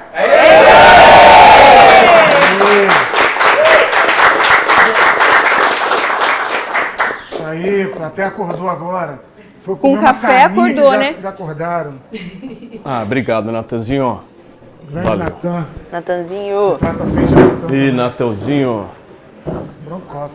Quer sentar aqui, Mi? Senta aqui, ó. Adorei essa ideia, adorei essa Aí, ideia. obrigado. Turma, um brinde aí a todos, hein? Ei! Saúde! Valeu, Deltan. Obrigado. Valeu, turma. Marronzinho. Yes! Parabéns pelo passado, Julima. Abraço. Mãe, é zoeira, mãe. É não. É sim. Nossa, que delícia, meu. Olha o aroma. Não tá muito quente, não? Não. Tá bem quente. não Vai devagar. Eu vou esperar também, que eu senti, não. queimo a boca toda hora. O sabor é ficar igual diferente. vinho? Então, Nossa, por isso muito que, legal, Ju. Às vezes causa uma estranheza mesmo da primeira vez que sente, fala, olha, é um pouco ácido. Aí olha assim, isso não é chafé, quando a gente olha é claro. Porque o brasileiro tá acostumado É com com café. preto mesmo, né? Gente, essa acostumada a ter marca café vocês preto. precisam conhecer lá no Instagram, Bron Coffee, B-R-O-N Coffee. Segue lá, dá uma olhada lá. Tem site também, né, Tem um Mi? site, que é esse mesmo também, broncoff.com.br. Broncoff.com.br Ô, Mi, é café pode de mexer altíssima assim ou qualidade, não? Mion. Para aqueles momentos E sublimes, mexer no certo? ovinho. Escuta, e aí, Deltan? Nós estávamos falando a respeito do que mesmo? Porque Nossa! depois desse café, Nem Tô falando, lembro, mas eu tenho é. uma pergunta para reiniciar o assunto. por se for o favor. caso. Só não vale falar de Lula e Bolsonaro valendo. Tá, não vou falar de nenhum dos dois. Você se declara evangélico? Sim. Terrivelmente evangélico ou evangélico? Olha, eu acredito em você ter um relacionamento com Deus, com Jesus, ser discípulo de Jesus. E acho que ou você é ou você não é. Assim, Então você é terrivelmente evangélico. A minha pergunta é, você não acha que o país está a um passo de deixar de ser laico com esse discurso todo? Porque eu também pertenço ao evangelho, mas eu fico constrangido quando alguém declara as coisas que andam declarando por aí em relação à fé. Porque é um país tão diversificado, né, tão diverso, com tantas possibilidades de fé e tal, e você não acha invasivo, agressivo? Você não acha que o país está a um passo de deixar de ser laico? Não, Marcelo, essa discussão, às vezes, eu acho que as pessoas abordam de um jeito que, a meu ver, é equivocado. As pessoas, muitas vezes, querem tirar a religião da vida pública. Quando isso, eu acredito que não é saudável. O Estado, ele é laico. Agora, a laicidade do Estado significa que ele não deve tomar preferência entre as diferentes religiões. É só uma questão de neutralidade entre as diferentes quando religiões. alguém sobe num palco, uma liderança política sobe no palco e fala: nós somos um país de Cristo, nós somos um país cristão. O que não me ofende nada, obviamente, porque eu sou cristão e adoro Jesus Cristo. Mas não é uma espetada em tantas outras religiões? Não, vamos lá. O Estado laico significa que o Estado não pode tomar preferência, mas o Estado estimula as diferentes religiões. Então, se eu abro a Constituição, você vai ver que o Estado estimula a religião ao garantir a liberdade de culto, ao garantir a liberdade de consciência, ao garantir imunidades para as igrejas e por uma série de regras e princípios, a nossa Constituição estimula a religião como algo saudável para as famílias e para os indivíduos. Se o nosso Estado estimula a religião como algo bom, é saudável que ela seja cultivada na vida pública, não só na vida privada. E aí tem algumas pessoas que não defendem a laicidade, mas defendem aquilo que alguns têm chamado de laicismo, que é uma espécie de asepsia, dizendo assim, não, religião não pode entrar na vida pública. Mas espera aí, a religião de uma pessoa diz respeito aos compromissos últimos da alma daquela pessoa, certo? E quando você olha outros ismos, vamos dizer aí, capitalismo, socialismo, conservadorismo, libertarianismo, todas essas ideologias, elas têm por base, em última análise, a fé. Uma crença em determinados princípios, a crença em um determinado modelo de sociedade, assim como a religião, em última análise, tem por base a fé. E por que você exclui algumas crenças e outras não? Se a gente admite a discussão em cima de ideologias, você tem que admitir também a discussão a partir de princípios e valores cristãos que, aliás, formam a base da sociedade brasileira, aliás, formam a base do mundo ocidental, a religião judaico-cristã. Qual é a linha do limite? A linha do limite você não pode usar como base para uma decisão a tua crença, né, a tua religião. Isso não pode ser base de uma decisão. Agora, você usar isso no discurso público é algo, a meu ver, plenamente legítimo. Base para a decisão de uma juíza que impede um aborto de uma menina de 11 anos foi baseado na sua fé. Isso não está errado e apoiado por tantas outras lideranças políticas. Não, a base é a lei. A lei nossa. Não, mas essa juíza não usou a lei. Ela internou uma criança num abrigo, a fim de que ela não passasse pelo aborto, em nome de um Cristo, em nome de um Deus que ela crê, que por acaso eu creio também, mas não é isso mesmo? A gente tem que aceitar isso? Não, no Estado você tem que seguir a lei, e você faz a lei por meio do parlamento. O nosso parlamento é um parlamento majoritariamente conservador, por isso ele colocou uma série de limitações sobre o aborto. A nossa visão de mundo, por ser uma visão majoritariamente cristã, isso é um reconhecimento de um fato, não é juízo de valor, não é dizer se está bom ou está mal, se é bom ou se é ruim. Quando você coloca assim, pode subir no púlpito e dizer essa nação é uma nação majoritariamente cristã, uma nação em que existem muitos cristãos. Isso é reconhecimento de um fato, isso não é uma pregação, isso não é uma defesa de uma religião específica por parte do Estado. Isso é um reconhecimento de um fato. E a nossa lei, ela proíbe o aborto como regra. E dentro dessa proibição a gente tem que trabalhar. Se a gente quer mudar isso, tem que mudar via legislativo. Agora, isso não vai mudar porque, de novo, a nossa nação ela é majoritariamente conservadora. Tem pergunta, Mi? A gente pode acreditar mesmo que tem chance de mudar, assim, nesse cenário? A gente fica tão descrente, né? Assim, acho que sempre é uma pergunta que, para quem está se arriscando e fazendo essa troca, né, de uma carreira brilhante em prol de ideais que acredita ser tão verdadeiros, você acredita mesmo que essa força pode inverter? Eu acredito sim. Precisa ouvir isso, né? Eu acredito sim. O otimista nem sempre ele consegue alcançar o resultado. Mas o otimista ele tem uma garantia, o pessimista ele tem uma garantia, né? Vai dar o pessimista errado, né? É uma profecia autorrealizável. Se você acredita que você não vai alcançar, você não vai nem tentar e você não vai nunca chegar lá.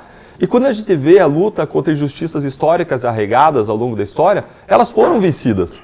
Não da noite para o dia, mas com muito trabalho e muita perseverança. Então, a luta contra o apartheid na África, ela foi vencida. A luta contra a discriminação racial nos Estados Unidos, ela foi vencida. A luta contra a escravidão na Inglaterra, ela foi vencida. Foram lutas de décadas todas, lutas contra injustiças históricas arraigadas, e agora a gente tem uma outra injustiça histórica arraigada no Brasil, que é a corrupção. E outros países venceram essa luta. E mais, quando você olha para o brasileiro, 82% dos brasileiros acreditam que podem fazer a diferença contra a corrupção.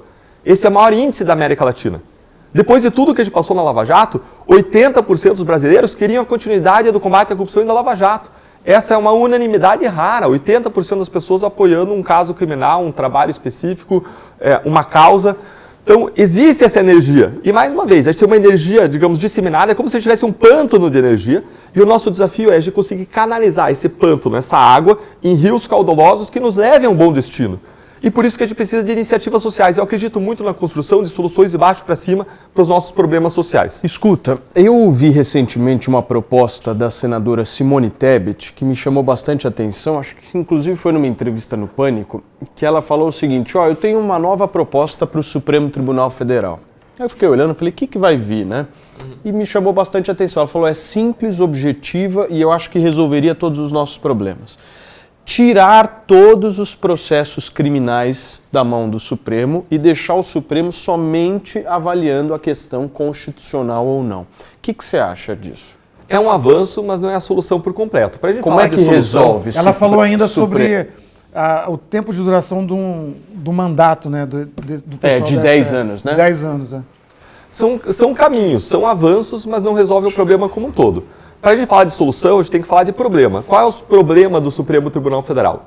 Às vezes as pessoas falam em ativismo, às vezes falam em abuso, em arbítrio, às vezes falam em quebra de segurança jurídica. A gente precisa entender o que quer dizer cada coisa. O primeiro problema é quebra de segurança jurídica. E essa quebra de segurança jurídica vem via ativismo judicial, a gente já vai explicar o que é, mas vem também por meio de outras coisas. Então você tem um ministro que dá uma liminar, essa liminar derruba uma lei feita por 503 deputados e 81 senadores, e ele pode engavetar aquela decisão e aquela decisão vai ficar valendo sem nem o plenário do Supremo Tribunal Federal decidir. E um ministro se coloca acima de representantes de toda a sociedade brasileira. Um outro problema que você tem é o fato de que os ministros do Supremo, eles fazem decisões e permitem que as novas regras que eles estabelecem sejam aplicadas para o passado. Então o Supremo Tribunal Federal, em 2019, mudou qual é a justiça que julga a corrupção política. E mudou da Justiça Federal para a Justiça Eleitoral. Isso ferra todo o futuro do combate à corrupção, porque a justiça eleitoral ela não é aparatada para isso, ela não é vocacionada. Mas pior do que isso, eles permitiram aplicar para o passado a nova regra. Como se a gente tivesse como adivinhar lá em 2015 e 2016, quando a Lava Jato surgiu. Aí a gente seguiu na Justiça Federal, porque se a gente tivesse feito esse caso na Justiça Eleitoral, esse caso teria sido derrubado, porque a regra era Justiça Federal. E aí, mesmo assim, em 2019, eles mudam a regra, aplicam para trás e começam a derrubar os casos. Derrubam o caso Palocci Vaccari, Eduardo Cunha, Passadina, não tem como funcionar. Ainda dentro da segurança jurídica, não existe um respeito do tribunal pelos próprios precedentes, nem um respeito dos tribunais inferiores pelos presidentes dos superiores. Então, o empresário não sabe qual regra obedecer, porque o Tribunal do Paraná decide uma coisa, o de São Paulo decide outra, o STJ decide outra e o Supremo decide outra. Qual é a regra tributária? Qual é a interpretação que você vai seguir? Esse é o primeiro problema de segurança jurídica, que é alimentado também pelo ativismo judicial. O que é ativismo judicial? Ativismo judicial acontece quando o Supremo Tribunal Federal e outros tribunais invadem as competências e as atribuições de outros poderes. Então, quando invadem as competências do Presidente da República, quando invadem as competências do Congresso Nacional, acontece ativismo judicial, por exemplo, quando o Supremo Tribunal Federal quer permitir o aborto até 3 meses, para voltar no assunto do aborto. permite o aborto até 3 meses de idade, isso é ativismo judicial. Peraí, já tem uma lei do Congresso Nacional, quem escolhe é o Congresso. Já existe uma lei que proíbe o aborto. Quando o Supremo vem e permite até os 3 meses, ele está invadindo uma competência do Congresso. E aqui é importante uma distinção, Paulo, que as pessoas muitas vezes não fazem, entre 2 tipos de ativismo. Você tem o ativismo majoritário ou contramajoritário. O que isso quer dizer? Você tem um ativismo do Supremo que atende à vontade da sociedade, da maioria da sociedade, como, por exemplo, quando o Supremo proíbe o nepotismo. O que é o nepotismo? É o governante nomear seus parentes para cargos. E os próprios governantes, os políticos, não iam proibir o nepotismo porque é do interesse deles poder nomear os parentes. Aí o Supremo vai, atropela o Congresso e estabelece o nepotismo. Esse é o ativismo majoritário. As pessoas, em geral, não reclamam dele. Mas tem o ativismo contramajoritário, que é o ativismo que acontece quando ministros do Supremo impõem a sua visão progressista, a sua visão ideológica, criando regras, mudando regras, atropelando atribuições e passando por cima não só de um Congresso, mas de uma sociedade majoritariamente conservadora. E aí eu dei o exemplo de quando o Supremo, por exemplo, quer permitir o aborto até 3 meses, que é o ativismo contra-majoritário, esse sim muito criticado. Mas como que soluciona isso, doutor? Na sua opinião, como é que... Vamos para a solução. Né? Senado, né? Tem alguns modos. Vocês mencionaram, mas só para terminar. Você ainda tem um terceiro problema, que é o abuso ou arbítrio. Esse abuso ou arbítrio acontece quando simplesmente os ministros rasgam a Constituição. Aconteceu no caso do Daniel Silveira, em que o Supremo entrou no modo vingança. Não concordo com o que o Daniel Silveira fez, tinha que ser afastado do parlamento, mas o que o Supremo fez foi uma espécie de vingança judicial. Aconteceu quando o Lewandowski, ele rasgou a Constituição, não aplicando a inelegibilidade a Dilma Rousseff quando ela sofreu impeachment. Aconteceu ainda quando um ministro do Supremo mandou um ofício para a Receita, mandando parar as investigações sobre a família de 2 ministros do Supremo. Gente, isso é absurdo, isso não existe. O Supremo não tem nem poder para isso, quem tem é um juiz de primeira instância. E tem que ter uma ação para isso acontecer. E o juiz julgar de modo imparcial, mas não. 2 ministros estavam sendo investigados, um terceiro dá uma canetada, manda parar as investigações. Isso é arbítrio judicial, isso é abuso. Então a gente tem 3 problemas.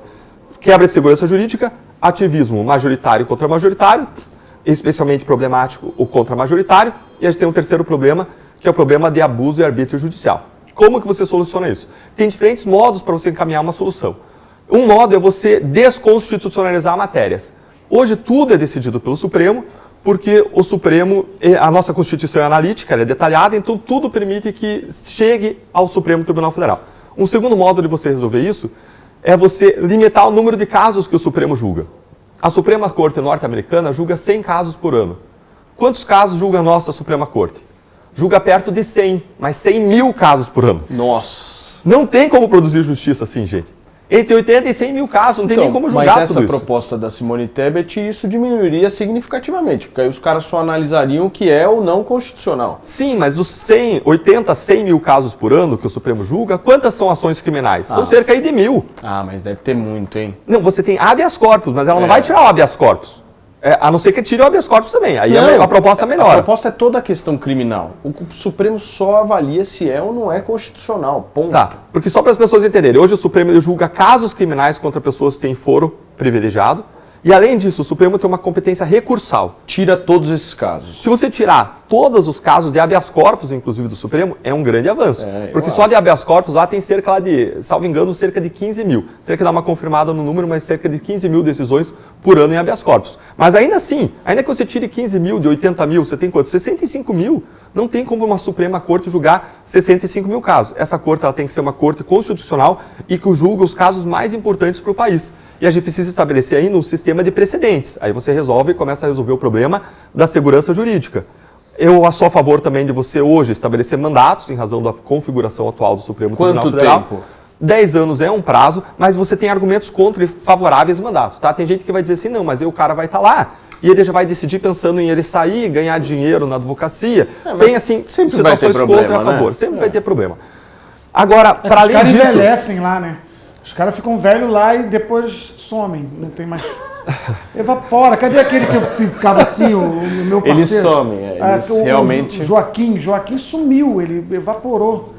Então, mas você tem ainda uma solução melhor do que essa solução de você criar mandato. Que é você acabar com o foro privilegiado e você ter um Senado que efetivamente filtre quem entra como ministro do Supremo e fiscaliza o Supremo Tribunal Federal. Porque quando um ministro manda a Receita parar as investigações sobre o Supremo, quem pode seguir à frente essa investigação? É o Senado Federal. Só que por que o Senado Federal não leva à frente? Porque grande parte dos senadores são investigados por ministros do Supremo. Então fica um sistema em que... É o mecanismo que gira. Exatamente, é o mecanismo que gira, uma mão lava a outra, os senadores não mexem com o Supremo não mexe com os senadores, e aí você tem lá os casos da Lava Jato, o Supremo criticava a Lava Jato, o Gilmar Mendes, né? Vários lá apoiam a Lava Jato, apoiam o combate à corrupção, mas o Gilmar Mendes, Lewandowski, criticam a Lava Jato, e o que eles fizeram com os casos de corrupção dos corruptos da Lava Jato? A Lava Jato descobriu um esquema político-partidário em que quem mandava nesse esquema estava na cúpula dos poderes. E esse pessoal da cúpula é julgado no Supremo. E quem foi condenado até agora pelo Supremo? Uma, duas pessoas. Nelson Meurer, que morreu, o Gedel, que nem foi Lava Jato, foi um desmembramento da Lava Jato de outro estado, que tinha lá mais de 51 milhões de reais lá no bunker, e teve mais uma condenação, mas tem dezenas de parlamentares acusados. Mas e o que o Supremo não faz? Nada. Desculpa a minha ignorância, mas o maior erro não é o presidente da República indicar essas pessoas que vão para lá? Sim, e você... Porque não faz o menor sentido. E aí você tem, vamos dizer assim, ó, a gente tem hoje, sendo prático, tá? Para você criar mudanças, você tem 4 mecanismos para você criar mudanças. O primeiro mecanismo é exatamente o que você falou, Marcelo. Você eleger presidentes que têm um compromisso de indicar bons ministros do Supremo Tribunal Federal. Mas não tinha que indicar, não pode... Mas o presidente indica não só ministro, mas procurador-geral da República. Pois é, como, mas não por tinha exemplo, que parar. Augusto Não Aras. é por aí, não é cortar esse mal pela raiz, de repente? Isso, mas aí a gente vai para as outras soluções. Quem muda os critérios de indicação de ministros? Quem muda é o Congresso Nacional. Então, ou você elege um bom presidente que vai colocar bons ministros do Supremo ao longo do tempo e você resolve esse problema com o passar dos anos, ou você coloca um bom Congresso que mude os critérios de ingresso no Supremo Tribunal Federal para que sejam mais técnicos e menos políticos, ou ainda você depende do Congresso para mudar as regras da Constituição que o Supremo aplica. Então, se o Supremo permite prisão em segunda instância, se o Supremo proíbe a prisão em segunda instância, o Congresso pode ir lá e restabelecer a prisão em segunda instância. E a tua última alternativa é você eleger um bom Senado Federal que efetivamente fiscalize o Supremo Tribunal Federal, que investigue quando for o caso e que faça o processo de impeachment enquanto necessário. Ou seja, tudo resume ao seu voto. Mas é verdade. Exatamente. No Você final volta das ao contas voto. é isso. Exatamente. Você Só volta ao que voto, Ju. o problema são as opções. Pois é. Esse é o grande ponto. Vou votar no macaco Tião. Mas aí a gente volta para aquele eu projeto tiro 200 mais, tiririca. gente, não tem desculpa. Esse ano a gente tem um projeto para você colocar lá mais de 200 caras bons. Agora, se você reclama, para de reclamar. Tira a bunda da cadeira, levanta e passa a trabalhar. Se você se inscrever lá nesse projeto 200 mais, de novo, o site é 200mais.com, você vai passar a receber materiais que você pode divulgar lá no teu grupo da tia do Zap, no grupo de colegas de profissão, no grupo da empresa, no teu grupo da igreja, onde for. E esse projeto, mais uma vez, é apartidário.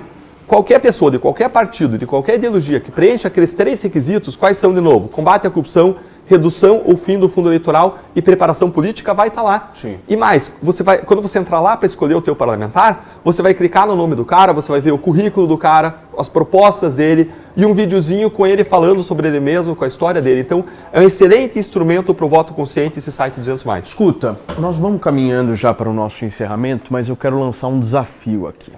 Eu não quero mais falar de política nesse fim. Acabou.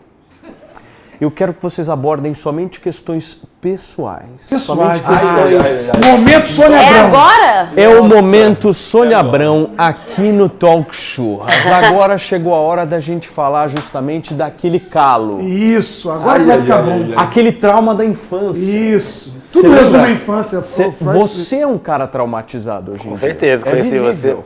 O que você passou na É infância hoje visível. é o que você sente. Não é, ô Marronzinho? Eu acho ele. Quero fazer uma pergunta. Coitado. Você lá em Curitiba com o Sérgio Moro, já foi em algum barzinho com uma cervejinha mais cara, sabe, pô? Sabe, cervejinha Ele mais tá cara? interessado nesse bagulho, ele quer sentar com vocês, eu acho. Ele quer... Tá convidado, tá Aí, ó, convidado. tá vendo? Vem para Curitiba. Curitiba fala que é bom. Vai junto. Não, ele já falou que não, mas eu tenho uma pergunta que o povo quer saber, Sônia Abrão quer saber. Quanto foi o capilé que você largou? Capilé, o Larjan, faz-me rir. Tu largou um faz-me rir que era de comer em restaurante bom, de tomar vinho bom. E agora você tá aí, cara, não tem mais o faz-me rir. Se tu perder, tu não pode voltar pro faz-me rir de lá, pode? Perdeu. Deixa eu Foi entender a tua exonerado, pergunta. foi exonerado. Vou colocar a tua pergunta em Ganhava termos uma puta claros. grana, foi exonerado. Esse cara foi exonerado. Você acha que esse cara vai perder eleição? Não, Tem 12 mil pessoas que deram dinheiro pro cara. Tu vai viver de vaquinha. Porra! Quanto tu ganhava? Quanto era o salário de um procurador? Fala pra E papai. quanto que é o do deputado? Fala pro papai. Mas o salário é público, né? Fala pro Tá, papai. vamos lá. Olha pra aquela Vamos câmera da lá. verdade ali, ó. Ai. Agora vou precisar de um advogado aqui, Paulo. Você é administrador, né? Poxa, nem isso, não tem algum advogado aqui na plateia? Aqui, alguém levantou a mão, preciso de um advogado. Bom, vamos colocar a conversa em termos claros. O que o Marcelo tá falando, eu larguei o Ministério Público em que eu tinha um bom salário, tinha um direito à aposentadoria. Quanto? O salário do Ministério Público, salvo engano, é em torno de 33 mil reais. Se bugar e jogar no Google, você vai encontrar. Pagar 33 mil reais, tem que trabalhar 3 dias, é muito difícil, velho.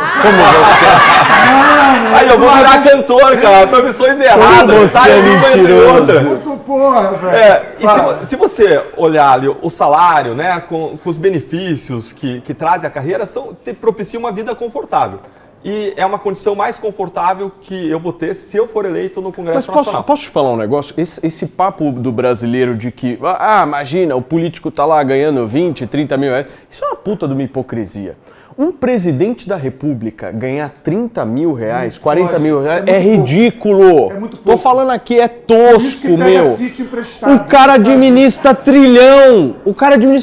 Como é que ele vai ganhar 40 mil reais? Com qualquer Isso é executivo. discursinho de campanha, de ai, ó, tá tirando meu dinheiro. Pô, o cara que administra o dinheiro público, trilhões, bilhões de reais, tem que ter um salário melhor justamente para evitar qualquer coisa nesse Até pra não sentido, ser tentado. para a população ter o direito de cobrar. Você pega qualquer administrador, CEO de uma empresa que administra bilhões ou trilhões de reais, não vai ganhar 40 mil reais nunca.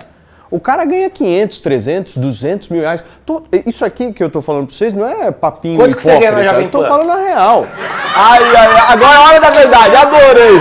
Vamos mudar o foco. Paulo, agora questões pessoais pro Paulo. Ganha mais que presidente da República. na Jovem Pan. Ele passa o dia lá, ele tem um puxadinho lá, tem colchonete, ele vai de manhã, ele faz o morning show, dorme de tarde, entendeu? Toca um violão. Come na Jovem Pan, transa na Jovem Pan. A mulher dele tá aí, sabe? Transa na Jovem Pan, apresenta de tarde, já dorme lá pro dia seguinte, não vai nem em casa mais. Verdade. É sócio já da Jovem Pan. Cadê? Quanto você ganha na Jovem Pan? Olha, deixa eu falar uma coisa pra você. Agora pede o advogado agora lá. Chama você o advogado agora pra te defender. Você pode me ajudar? Acho que não há necessidade, né? Eu não tô me candidatando, eu quero que vocês se fodam. A empresa não Basicamente é isso. permite que divulgue. Exatamente. Responde assim. Confidencialidade, contrato de confidencialidade. Nós com a Jovem temos Pan. mais algum assunto? Temos, Mi? Você tem... Quanto que você ganha no café lá? Agora é. Você quer encerrar a entrevista? Fica à vontade, meu amor. Tem alguma pergunta? Eu acho que assim, esse final, né, de descontração, desses momentos, assim, é tão bom, né? Só curtir, só tá rindo e brindando. Eu acho que é isso aí.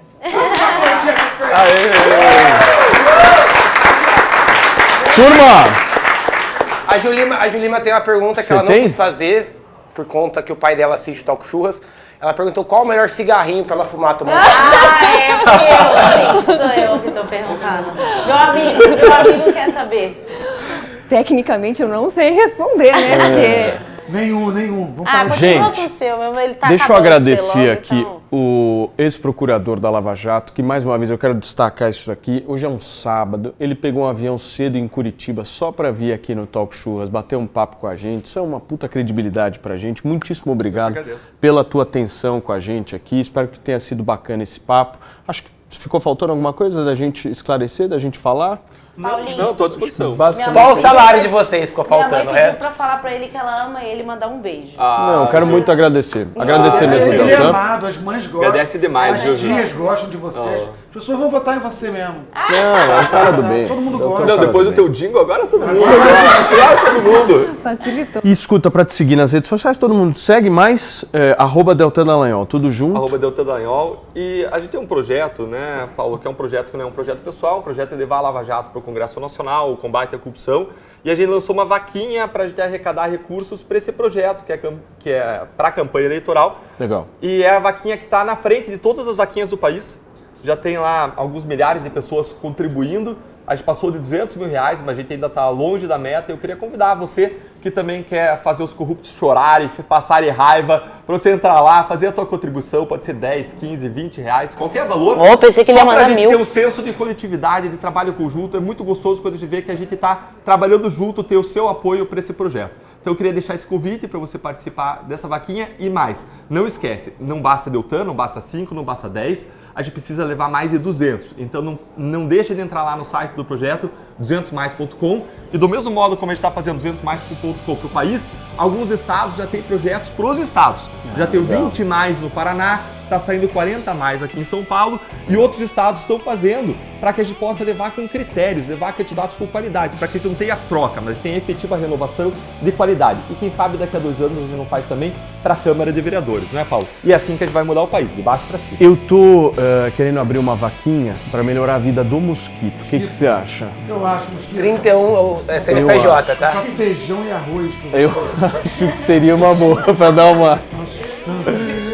Gente, nós entrevistamos hoje o ex-procurador da Lava Jato e pré-candidato, candidato a deputado federal neste ano, Deltan Dallagnol. Muitíssimo obrigado, Mi, pela sua presença e sua participação.